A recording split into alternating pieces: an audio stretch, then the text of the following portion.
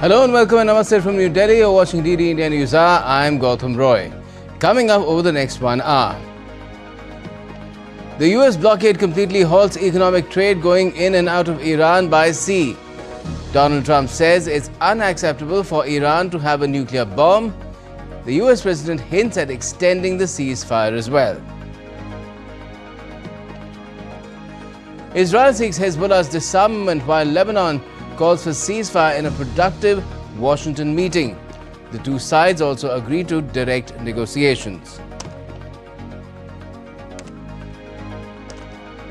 Prime Minister Narendra Modi inaugurates Sri Guru Bhairavakya Mandir at Sri Kshetra Adi Chunchanagiri in the southern state of Karnataka. And Austrian Federal Chancellor Dr. Christian Stoker is on an Indian visit till Friday. He'll hold talks with Prime Minister Modi, focusing on strengthening bilateral ties.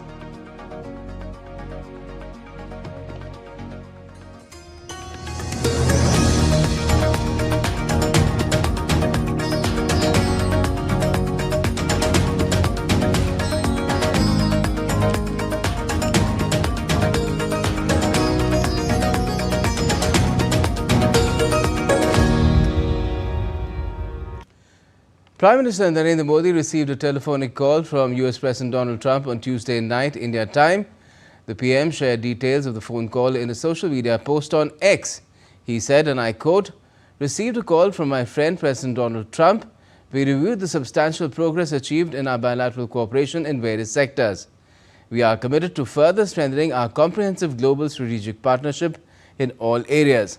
We also discussed the situation in West Asia and stressed the importance of keeping the Strait of Hormuz open and secure," unquote. And for more on this key conversation, DD India's Jessica Taneja caught up with US Ambassador to India, Sergio Gore. Take a listen. We have with us the US Ambassador to India, Sergio Gore. Prime Minister Modi and President Donald Trump had their third conversation this year. The first one was about a trade deal, the second one on the issues in West Asia. Can you tell us what was the focus of this conversation? Well, they've actually spoken several more times this year, more than 3 times. But not every conversation obviously becomes public. But they did just get off the phone in the last hour. Without getting into too many private details, the president regularly updates the prime minister on what is happening. And of course, as the war in the Middle East right now is ongoing, the president wanted to give the prime minister an update, along with some other big ticket items that are happening in Washington between our relationship. Did the conversation also focus on the trade deal? Anything we can expect?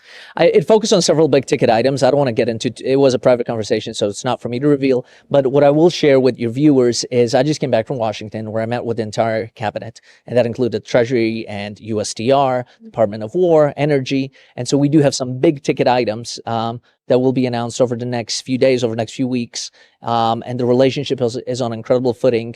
Stay tuned. We will have some very interesting and I think exciting announcements. So, last question. You also announced that Secretary Rubio will be in India next month.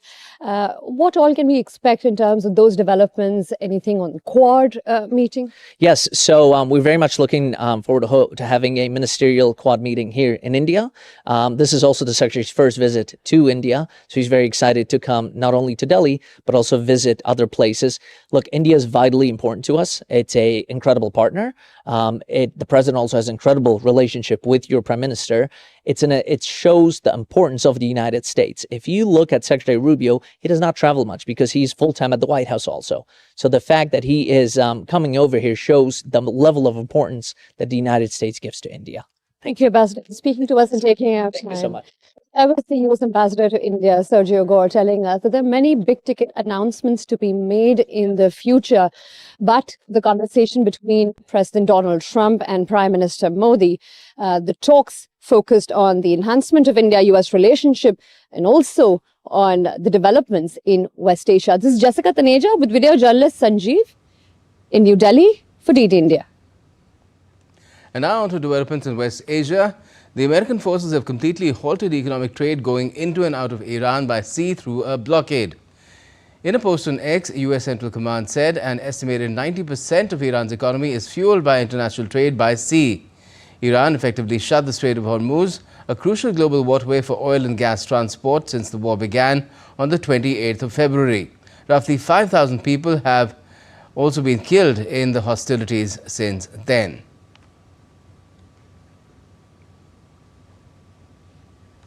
And following President Trump's order for a full naval blockade on Iran after peace talks collapsed, the U.S. military now confirms it has cut off Iran's sea trade. The blockade targets an economy that relies on maritime routes for 90% of its trade. Like I mentioned, the Strait of Hormuz has been closed since the 28th of February. Here's what we know so far. Trump has sought to squeeze Iran with a naval blockade after US-Iran peace talks failed. A US blockade came into effect on 13th April at 1400 GMT. This was after the US and Iran failed to secure a deal to end war. Blockade will target vessels of all nations entering or departing Iranian ports. US trying to starve Iran of funds through the blockade. Experts believe this is also to pressure Beijing to lean on Tehran to reopen Hormuz. China is the biggest buyer of Iranian oil. Iran had already closed Hormuz after the war broke out. Iran has called the blockade an act of piracy.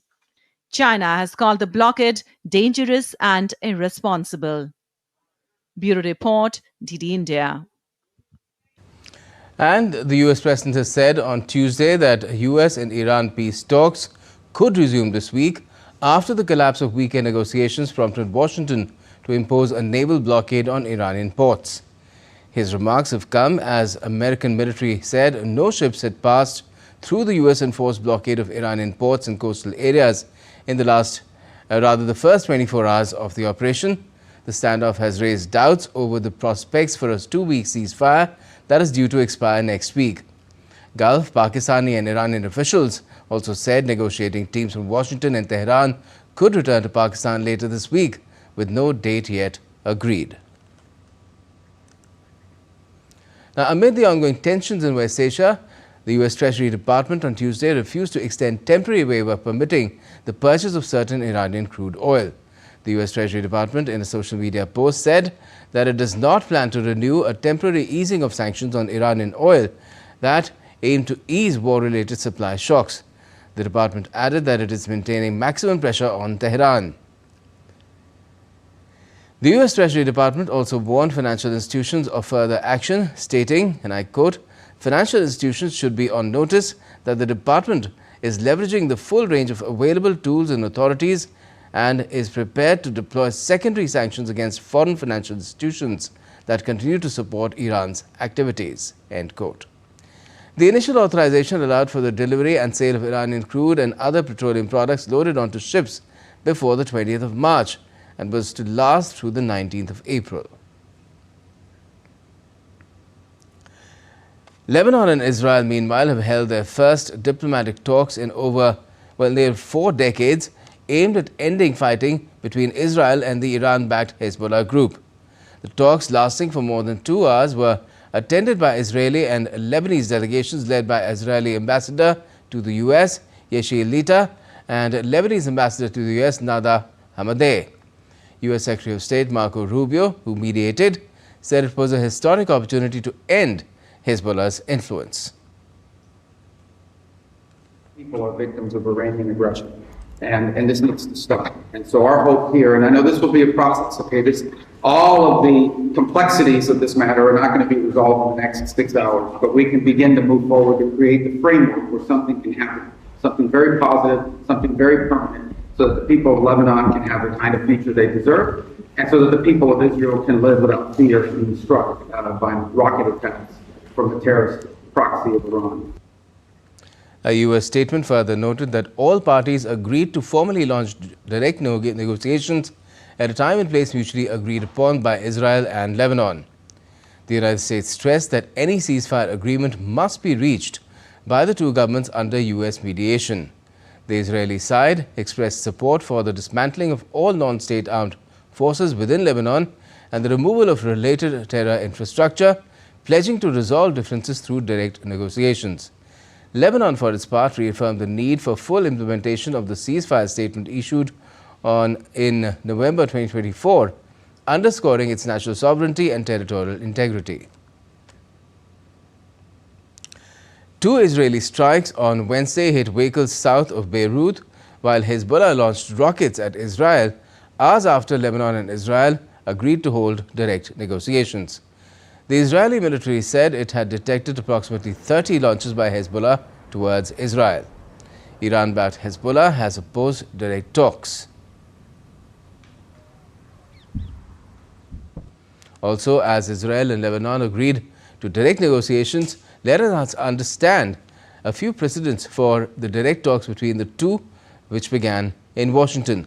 The first Arab-Israeli war began on the 15th of May 1948, the day after the declaration of the establishment of the State of Israel.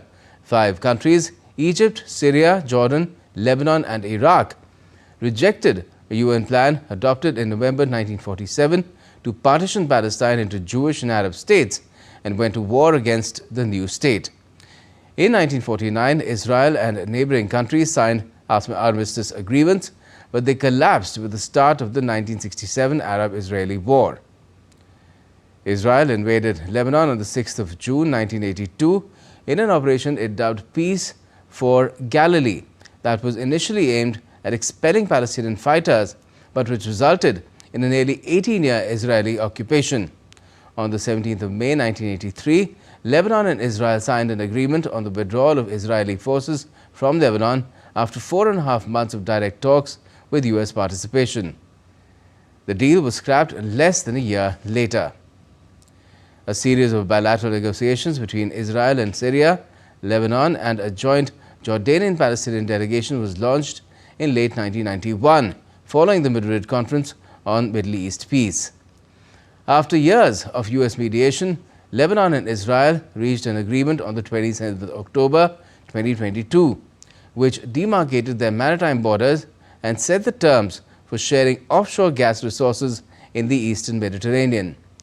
There was no direct contact between the two sides, with the deal formalized through separate exchanges of letters with the United States. In November 2024, ceasefire sought to end more than a year of fresh hostilities between Israel and Hezbollah.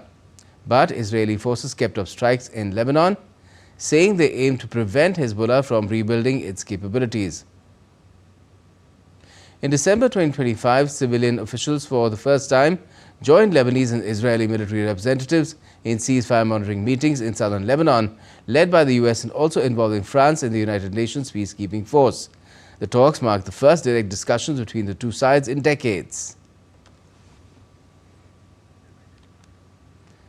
And still to come in this edition of DD India News Hour, we'll be speaking with our expert guest on the economic impact of the West Asia conflict based on the International Monetary Fund's dire projections last night and yet a relatively rosy picture for India.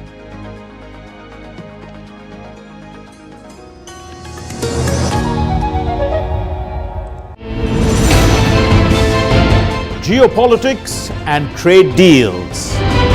Economic challenges amid development. Hard work and the path to prosperity. It's the economy, always. Between walkers, money is what money does and says. Supply creates its own demand. Between the bulls pulls and bears tears. When supply chains globalization and India rises to the podium. We'll get you centered with the Economic Brief at 8 p.m. every Thursday on DD India.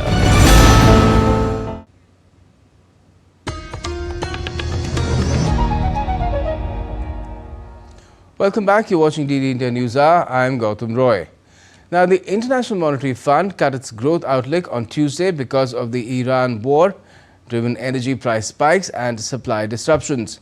It warned that the global economy would teeter on the brink of recession if the conflict worsens and oil stays above $100 a barrel through 2027.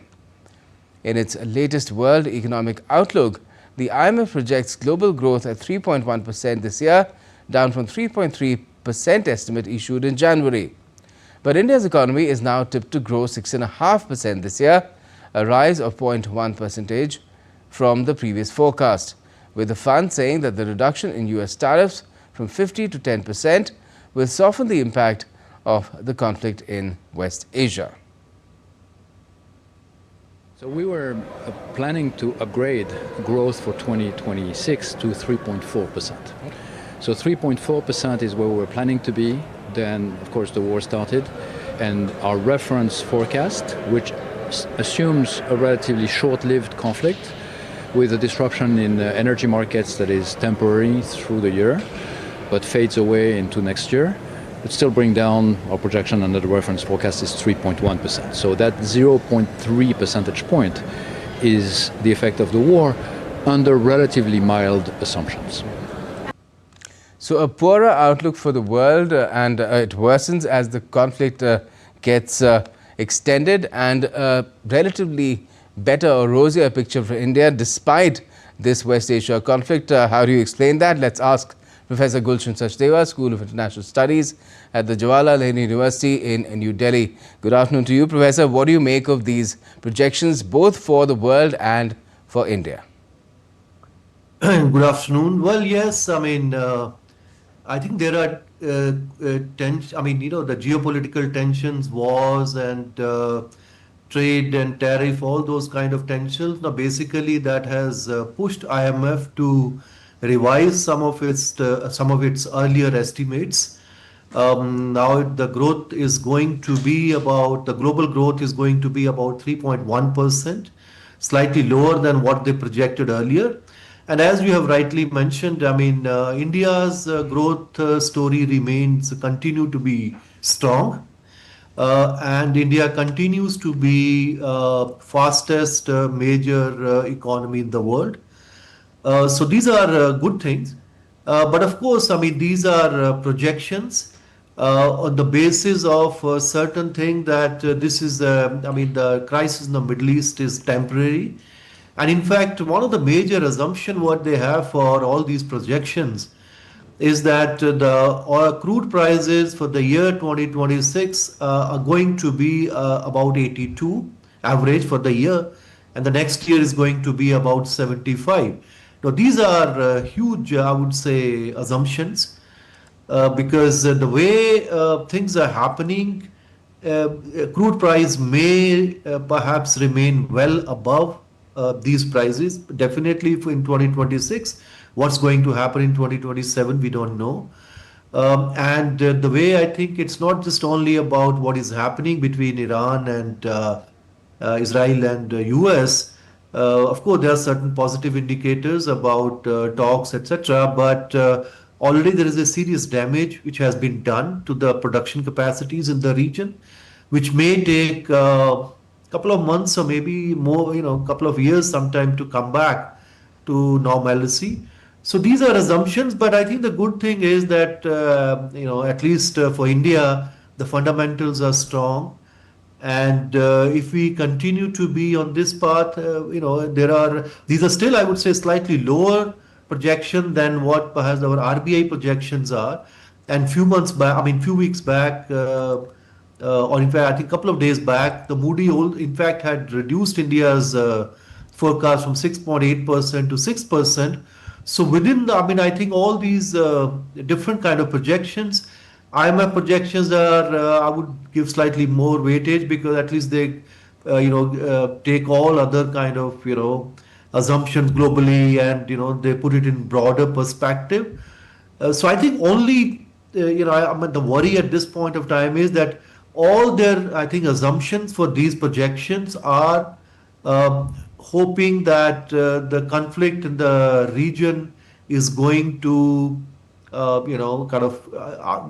be out of this conflict war maybe in the next 1 or 2, 3 weeks. In fact, one wonders, Professor Sachdeva, what the projection for India would have been had this conflict not broken out, because you heard the IMF chief economist there saying that before this conflict broke out, we were planning to project 3.4% growth rate for the world, and they had to sort of temper that to 3.1%.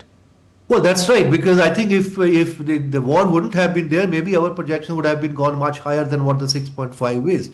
Because what really this war is affecting, particularly Middle East economies and the economies in Asia. So if you can see the growth in the US continue to be strong, and the European growth is more or less slight decline, but there is a serious decline within the Middle Eastern region as far as these projections are concerned. And this is in fact is a very important area for India and other Asian economy, because as you can see, India's more than 50% of our trade now is with all these Asian economies, including West Asia. So this region is still under stress, I would say, at the moment. We have to be very cautious, and particularly for us, these things are important because, if you look, overall, for the last 20 years before pandemic, from 2000, till 2019, we were looking at, the average was, 3.76 to 3.6 or 3.7% the global economy.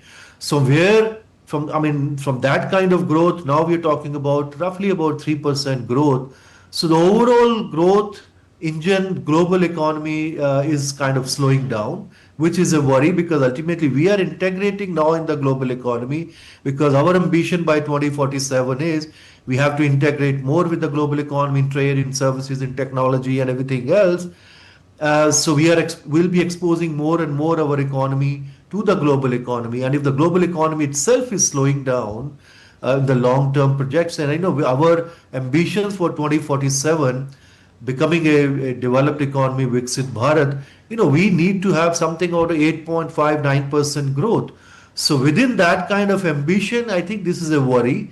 But these things are of course beyond anybody's kind of control. But only thing which happens is that when you have war economy, that also gives certain kind of defense spending. So you can see in the US economy, because of this war, the whole the defense industry would continue to prosper.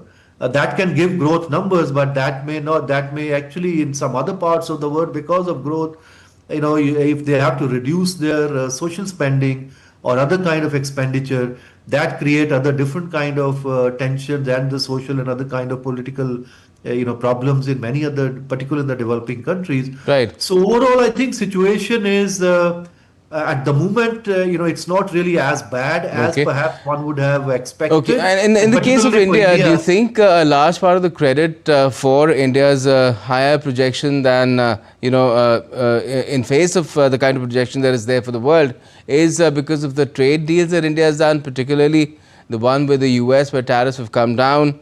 But a lot of the effects of a lot of trade deals are still to be accrued. For instance, the one with the UK. And India has done a lot on other fronts as well, in terms of not only making itself self-reliant, but also resilient.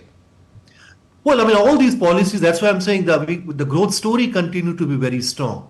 Particularly the UK, particularly the EU and the US trade deals, the impact of that, because we haven't really signed yet those deals. We have concluded those negotiations with the EU, and the India-US deal is still being negotiated. So impact of that is going to be seen definitely not in 2026, maybe sometime when we start implementing next year. But overall, I think what we have done, the domestic growth and domestic demand, that's really is, I think, pushing India's growth, and that the story of all the growth remains strong. And of course, the overall opening of the economy. All these trade deals and everything, all other policies, as I said, for the next 10-15 years, the idea is that will be integrating more and more in the global economy. And then there is also big ambition also of this whole the green transition, because a lot of new investments would also be coming in the infrastructure sector, in the energy sector, and in the renewable sector. And in the large middle class, becoming a major spender within the Indian economy. So all those fundamentals are strong. So that's perhaps is the reason actually we are seeing, despite all these problems, still, the projections of 6.5%. If the war, definitely would not have been there. Maybe actually it would have been slightly even higher than this. But I think we should continue to have bigger ambition. And perhaps at the RBI projections of about 6.8%, that's what perhaps our goal is. But the problem here is that if this war continues for slightly longer, and if the projection, as I said, the assumption here is $82 for crude. And if it continue to be above 100 this year, then there are kind of certain stress on the certain areas, particularly the inflation and also on currency, because any 10 rupee increase in crude prices would basically means that India has to spend about 10 to 12 billion dollars every year just Certainly. Certainly, and the impact on the rupee also is something that has been quite visible. But what do you make of the latest measure that the US President has taken to block the Strait of Hormuz for Iranian traffic, because of the deal not being made over the last weekend? Do you think it will help bring this conflict to an early close and perhaps a peace deal? Do you think enough duress is being put on Iran to force its hand? Well, I think, the way I think both, at least the good thing here is that the ceasefire is still holding and they are not really fighting. I mean, that's the most important part. Now, anyway, this was already blocked by Iran, but they were, selectively, they were allowing some of them. Now that for the next couple of days, that may or may not happen. But at least still the indications are, as in fact, there's even now it's selectively blocked. Only the Iranian traffic is blocked. If there's ships going from Saudi Arabia or from other Gulf countries, they're allowed. Also, but even Iranian, oil itself may also create problem because they produce roughly about 3 million barrels a day, and about more than 1.5 million barrels a day they also send into the global market. So if that oil is missing again, even for the next few days, that itself will push energy prices up. So any kind of disturbance in whatever manner they would like to disturb, whether Iran is going to disturb or US is going to disturb, that create further volatility into the energy market, which obviously is not good for countries which are highly dependent on energy, and impact of that is going to be seen later on inflation or other and many other things as well. And it's not just only about oil, because other kind of products also, particularly fertilizers and many other minerals, etc. They also are transit through the Strait of Hormuz. So any kind of disturbance is not a good thing. But only good thing is that ceasefire is holding at the moment, and then they're still talking about that the next round of negotiations are going to be soon, the next 2 days. So these are good signs. So one can only wait that. This can, these go, there is some kind of resolution in the next few days or maybe in the next 1 or 2 weeks. Then, of course, things can come back to normal. It will take some time because already a lot of infrastructure has been damaged, a lot of particular energy infrastructure in the whole Gulf region. That will take, quite some time to become normal. But at least if the Strait of Hormuz is open in the next 2 or 3 weeks, then at least a normal activity can begin. And then one can start, thinking already the damage has already been done. Yes. And as a result, you can see the projections, the global projection is down. We also have to see that even if we do well, but if some other economies are not doing well, so that also can actually somehow impact our exports and, many other things. So the overall, the global scenario is not very good, but only good thing is that India still has been able to kind of manage well in very difficult circumstances, and particularly since we are highly dependent on energy from outside, and and of course all kind of dependence and all kind of other linkages with West Asian region. So India is in that sense quite highly vulnerable to the way things are happening. But I think so far we have managed pretty well, and that is also reflected in these IMF projections. Well, let's hope that all the effort that is being made to resolve this conflict, they bear fruit because, the world survives in hope and we shouldn't give in to despair. Thanks a lot for joining us for the Moment for Sachdev. Now, Saudi Arabia will provide Pakistan with $3 billion to help bolster the country's reserve, the Pakistani Finance Ministry has said. This comes after the UAE asked Pakistan to repay a $3.5 billion loan. Federal Minister for Finance and Revenue, Mohammad Aurangzeb, who is in Washington for an International Monetary Fund annual spring meeting, added that an existing $5 billion Saudi deposit would also be extended for an unspecified period. And still to come on DD India News Hour. Samrat Chaudhary takes oath as Bihar's Chief Minister, the first BJP leader to do so ever. And women leaders across party lines hail Nari Shakti Mandan Act, which gives 33.3% reservation to women in federal and state legislatures.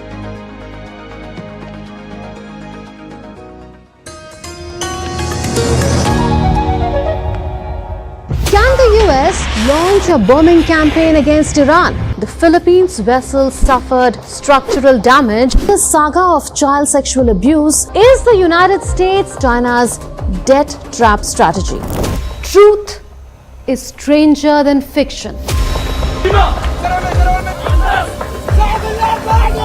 But sometimes hard to uncover.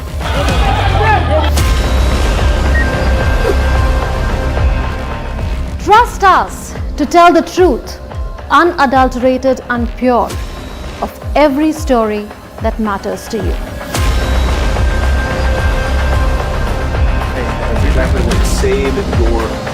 You read between the lines, cut the clutter, and connect the dots to get you the full picture. Watch Connecting the Dots at these times with me, only on DD India.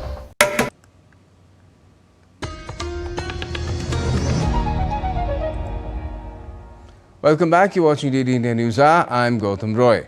Now, Prime Minister Modi has inaugurated the Sri Guru Bhairavakya Mandir at Sri Kshetra Adi Chunchanagiri in Mandya, Karnataka on Wednesday.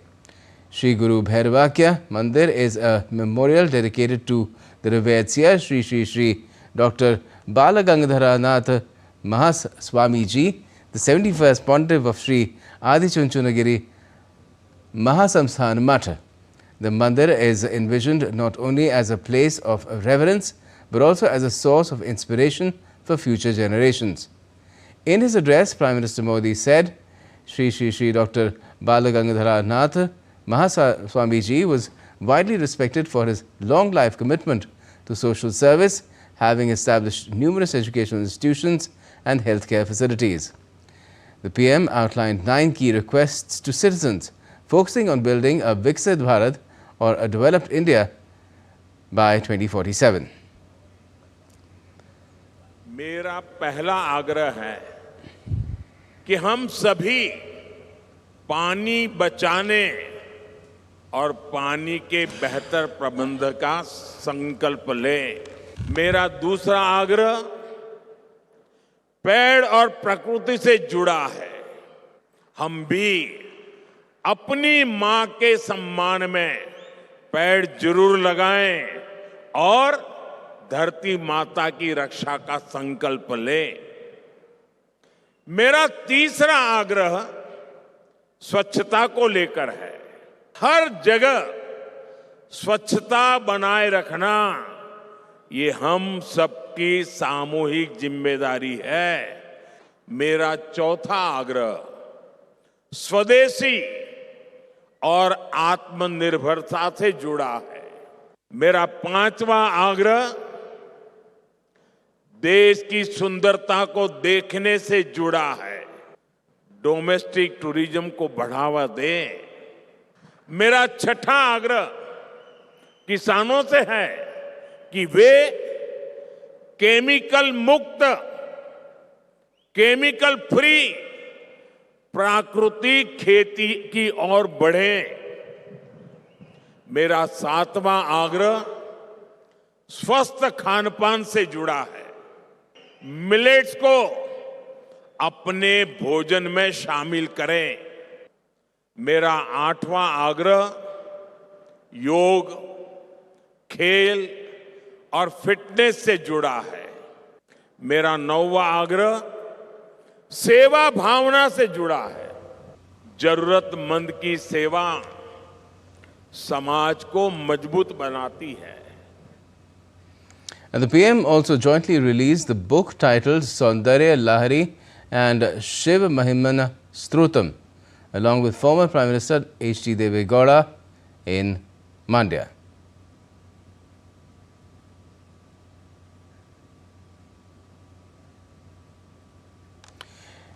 In Uttar Pradesh, Bahujan Samaj Party Chief Mayawati has welcomed the 33.3% reservation for women in the country's parliament, that is the Lok Sabha and state legislative assemblies.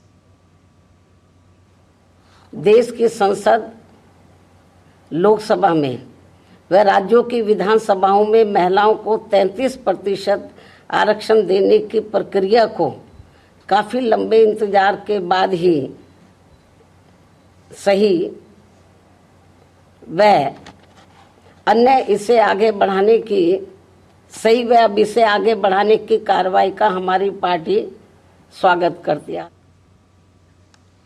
And let's also play out for you an exclusive conversation with BJP MP Basi Swaraj on Women's Reservation Act 2023.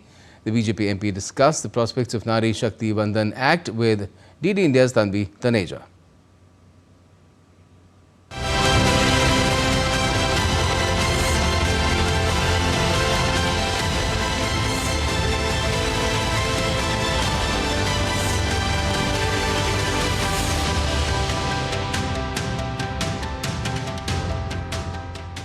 Hello and welcome to this special presentation on DD India.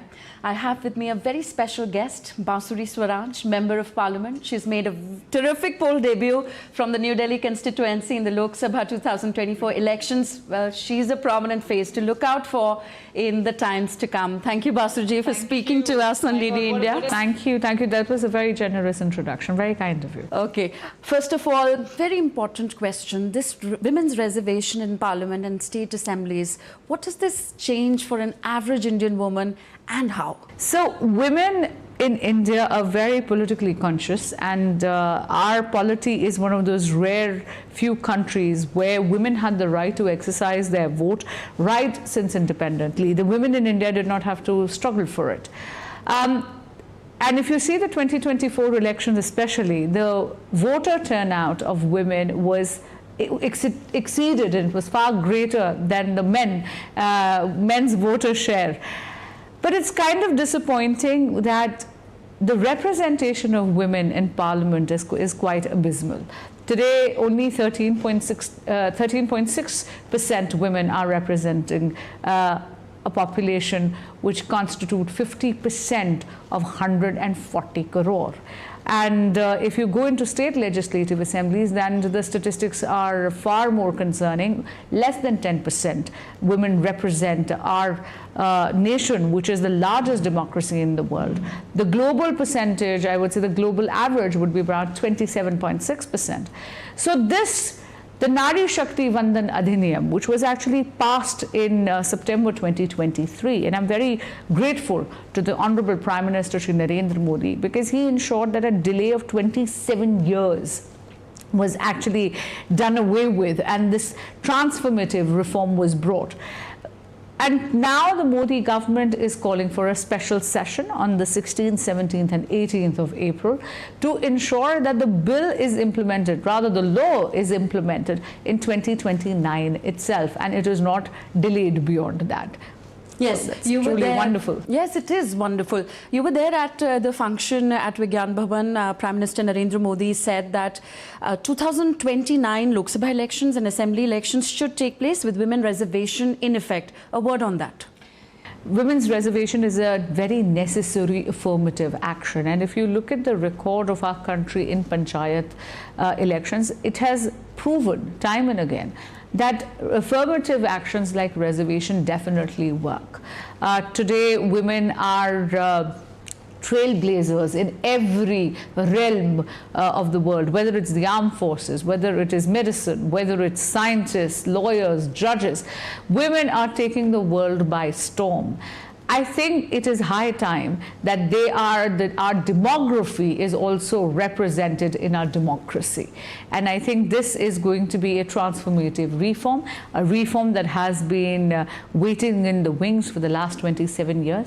And they say the future is female. Well, the future is now. Okay. Can opposition parties be expected to cooperate in the passage of this women's reservation? I think I would like to make a very earnest request through you that certain issues are moral issues. And this, the Nari Shakti Vandan Adhiniyam is a larger moral issue for our democracy. It will strengthen our democracy.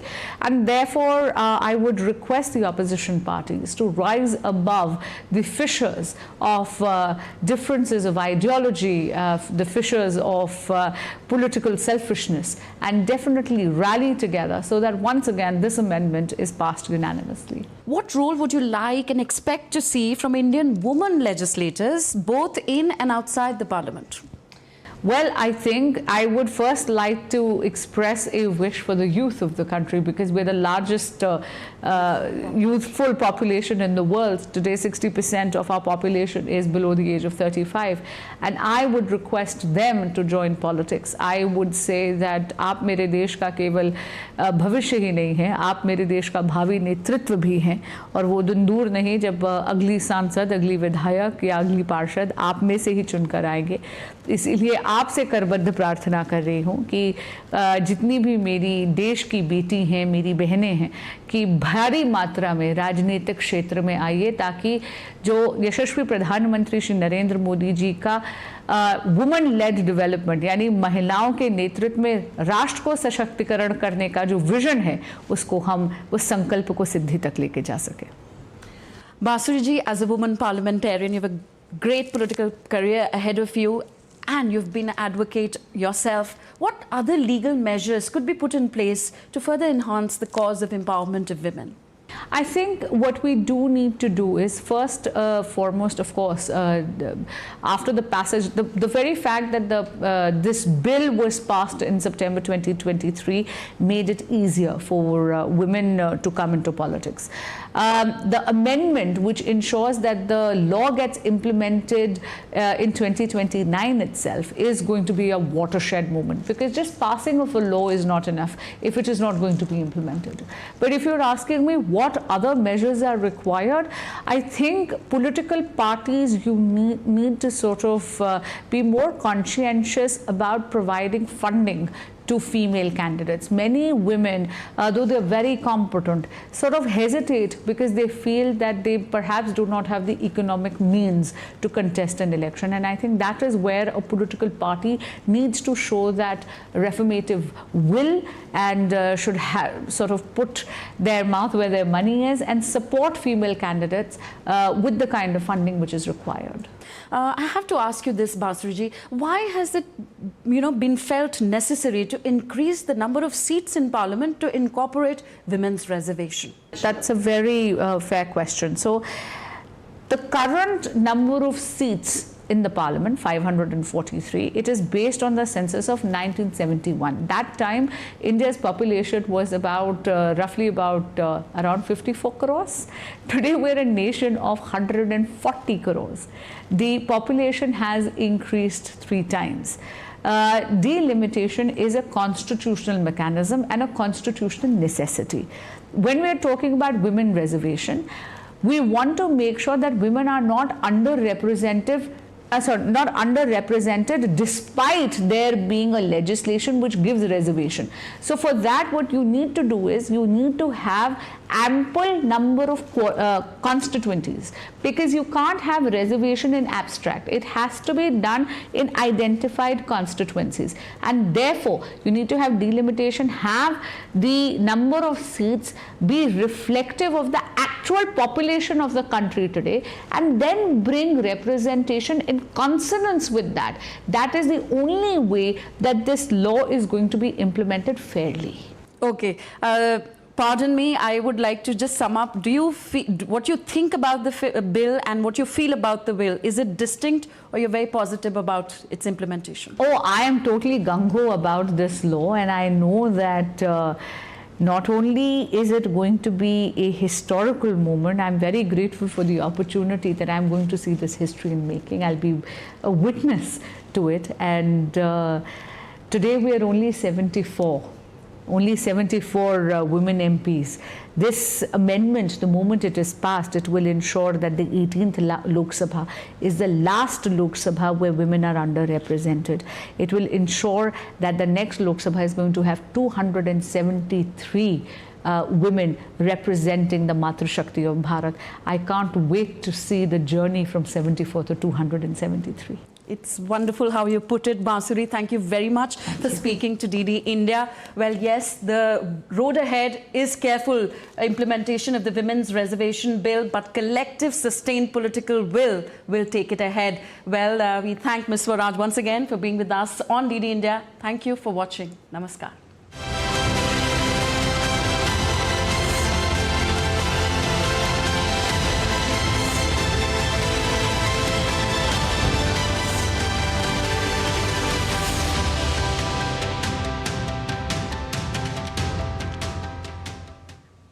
In another national development, Samrat Chaudhary has taken oath as the new Chief Minister of Bihar, becoming the first BJP leader to hold the post in the state.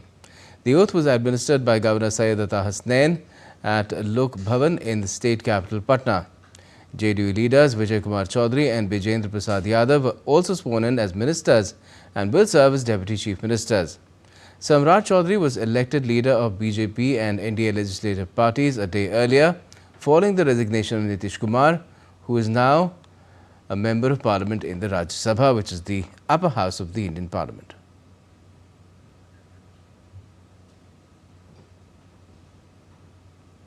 An Indian-flagged LPG vessel has successfully reached Kandla port after crossing the Strait of Hormuz, marking a key development for India's energy supply amid regional tensions. The vessel Jag Vikram, carrying 20,400 metric tons of LPG, docked at oil jetty number 1, with unloading expected to begin soon to boost domestic supplies. Its transit is significant as it is the first Indian ship to pass through the strategic route after the recent US-Iran ceasefire.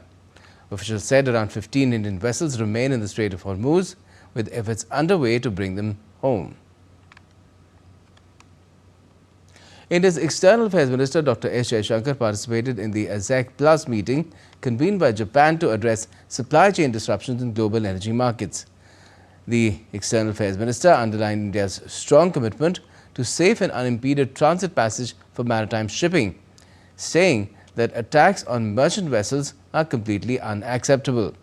Dr. Jaishankar added that as a major energy consumer, India will work with like-minded partners to strengthen supply chain resilience.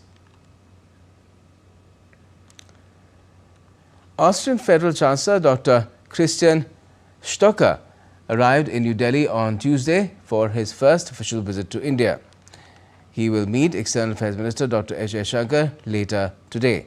In a social media post, the External Affairs Ministry spokesperson said the two countries share a warm and friendly relationship, and Chancellor Stocker's visit will impart further momentum to enhance India-Austria partnership.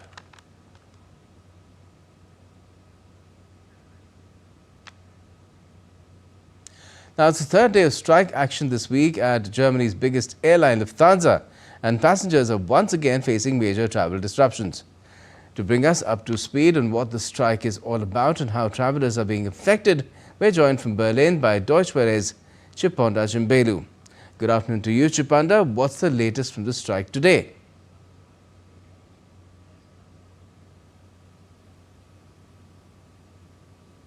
Thanks for having me. It is now indeed the third day of strikes at Lufthansa, and today it is cabin crew who are walking out. That, of course, comes after the airline's pilots held strikes on Monday and Tuesday. Now, the airline's pilots and its cabin crew are represented by two different trade unions, and both are locked in disputes with the airline over pay, pension schemes, and working conditions. So most Lufthansa flights this week are not taking off. And that has caused major disruption for passengers both here in Germany and abroad. And I saw that myself when I flew back from my vacation in Nairobi via Frankfurt on Monday, and I was one of the lucky few who managed to get on a Lufthansa flight. I was initially placed on standby and only found out I'll be flying minutes before boarding. And when we were on that plane, it was packed, and the cabin crew were asking passengers to store their hand luggage under their seats because the overhead lockers were full. Okay, that was tough. Now, Chipanda, how significant is this disruption, and is it's expected to be for passengers over the coming hours as well?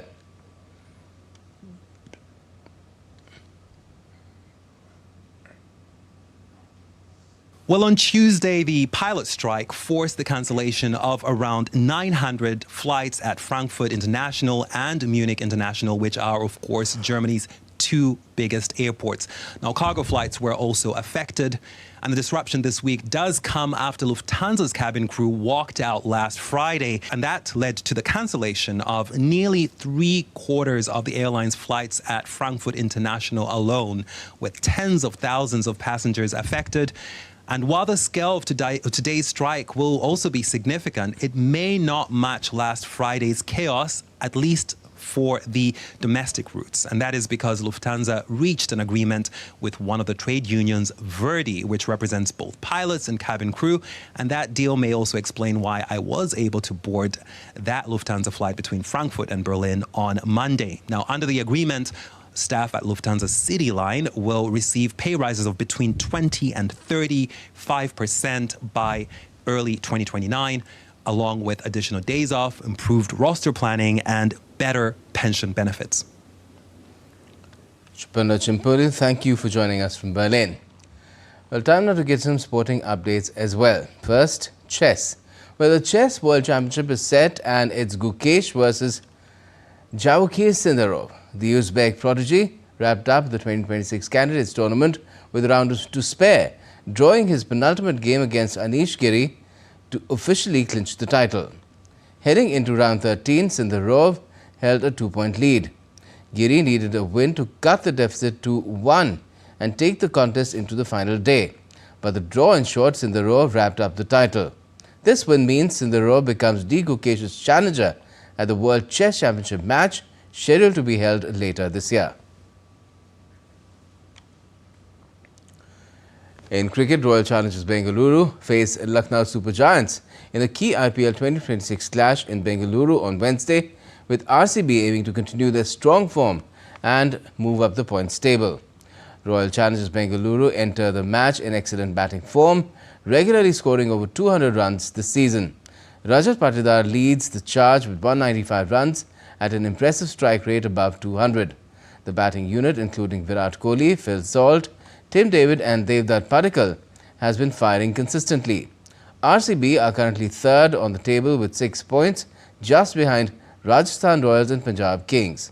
Playing at home, they will look to use their strong batting lineup to dominate again. In contrast, Lucknow Super Giants have struggled with consistency and are placed 7th on the table. While their bowling attack, led by Mohammad Shami, has performed well, their batting has not delivered. Captain Rishabh Pant has scored 103 runs in 4 matches and is yet to find top form. LSG will need a better batting performance to challenge the RCB. 15th of April is celebrated as World Art Day every year. Art holds an important position in shaping the society and its progress across many vectors. The artistic impression across various fields is a reflection of the creative intent of mankind and goes a long way in defining culture and legacy. Take a look. Art is not merely an expansion of colors, but a document of time, society, and emotions. One that conveys so much even without words. World Art Day is observed to recognize the importance of art in shaping societies, fostering creativity and promoting cultural diversity, while also honoring the invaluable contributions of artists across the world.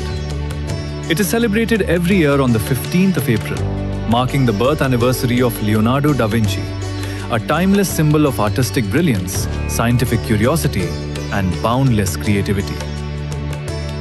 On the occasion of World Art Day, it becomes even more essential to understand India's artistic tradition, because here, art is not limited to creative expression alone.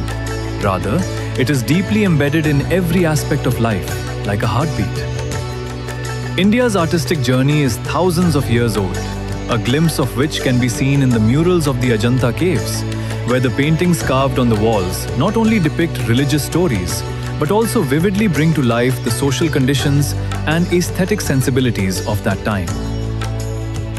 The folk arts of India present the soul of this nation in the most simple and powerful form. In the Madhubani painting of Bihar, life, nature, and mythological tales are illustrated through natural colors and fine lines, while the Varli painting of Maharashtra, despite its simplicity, presents the deeper philosophy of life. Similarly, the Pattachitra of Odisha, created on cloth and palm leaves, continues to keep centuries-old stories alive even today. In India, art is not limited to paintings and crafts, but is equally rooted in dance, music, and theatrical traditions. Today's young artists are shaping a new identity by blending traditional heritage with modern technology, where digital art, street art, and social media have become new and impactful platforms of expression. This transformation shows that art is not static, but a continuously evolving and living process. Through initiatives like Hunar Haat, handicraft fairs, and digital platforms organized by the government and various institutions, artists are being provided with new platforms, helping them gain recognition as well as opening pathways for economic empowerment. World Art Day is not just a celebration, but an opportunity that reminds us that art is the foundation of our identity, the strength of our diversity, and the most beautiful expression of our cultural heritage. It connects us, teaches us, and continuously inspires us. That is why preserving, protecting, and promoting it is a collective responsibility of us all. On that artful note, that's all we have for this edition of DD India News Hour, but let us know your thoughts on the news of the day. And for those on the go, you can get all the latest news and updates from India and across the world on DD India's mobile app. It's available on both Android and iOS. Just scan the QR code on the screen to download the app right away. And we'll be back with more news as it breaks here on DD India. I'm Gautam Roy, and from all of us here in Delhi, thanks for watching DD India News Hour.